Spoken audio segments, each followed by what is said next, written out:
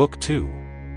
Canto 14. Rama summoned. The wicked queen her speech renewed, when rolling on the earth she viewed Ikshvaku's son, Ayodhya's king, for his dear Rama sorrowing. Why, by a simple promise bound, lest thou prostrate on the ground, as though a grievous sin dismayed thy spirit. Why so sore afraid? Keep still thy word. The righteous deem that truth, mid duties, is supreme, and now in truth and honor's name I bid thee own the binding claim.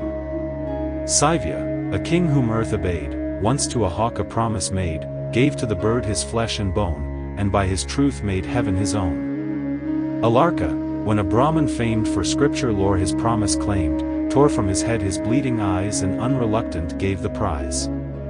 His narrow bounds prescribed restrain the river's lord, the mighty main, who, though his waters boil and rave, keeps faithful to the word he gave.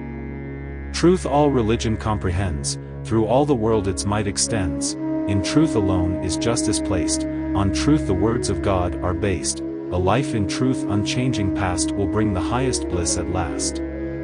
If thou the right would still pursue, be constant to thy word and true, let me thy promise fruitful see, for boons, O King, proceed from thee. Now to preserve thy righteous fame, and yielding to my earnest claim, thrice I repeated, send thy child, thy Rama, to the forest wild. But if the boon thou still deny, before thy face, forlorn, I die. Thus was the helpless monarch stung by Queen Kakeyi's fearless tongue, as Bali strove in vain to loose his limbs from Indra's fatal noose.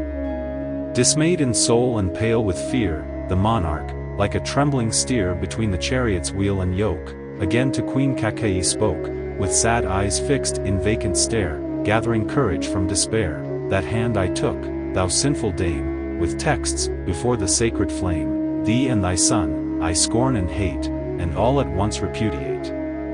The night is fled, the dawn is near, soon will the holy priests be here to bid me for the rite prepare that with my son the throne will share, the preparation made to grace my Rama in his royal place, with this, e'en this, my darling for my death the funeral flood shall pour. Thou and thy son at least forbear in offerings to my shade to share, for by the plot thy guile has laid his consecration will be stayed. This very day how shall I brook to meet each subject's altered look? To mark each gloomy joyless brow that was so bright and glad but now? While thus the high-souled monarch spoke to the stern queen, the morning broke, and holy night had slowly fled, with moon and stars engarlanded. Yet once again the cruel queen spoke words in answer fierce and keen, still on her evil purpose bent, wild with her rage and eloquent. What speech is this? Such words as these seem sprung from poison-sown disease. Quick to thy noble Rama send and bid him on his sire attend.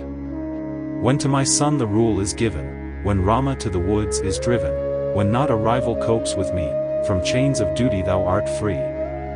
Thus goaded, like a generous steed urged by sharp spurs to double speed, my senses are astray, he cried, and duty's bonds my hands have tied. I long to see mine eldest son, my virtuous, my beloved one. And now the night had passed away, outshone the maker of the day, bringing the planetary hour and moment of auspicious power. Vasishtha, virtuous, far renowned, whose young disciples girt him round, with sacred things without delay through the fair city took his way.